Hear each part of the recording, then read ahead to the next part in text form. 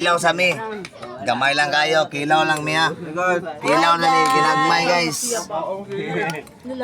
Reels na po tani, ginagmay lang na sapit na gamay ba. Kilaw ta gamay pud. Ay, nasa angkol. Shout out na si akong magulang na si Kuriper. Makapansin na kaya pinobre na nakaon. Guys, mga guys. Nagnilaw. Ini ko. Hawa daw to. Salo-salo rin ta. Ngayon kinilaw ka. Nagpalit ani ni vlogger Loloy, hinaot og magdako pa yung mga kwarta, makubra ko yun. Nana Sa pera ta gamay, pagkaon ta silingan.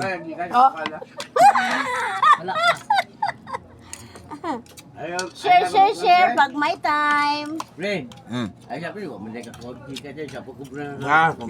Sakto lang dyan, halang gamay. Oh, live no. Ngala ba? Tago pa daw.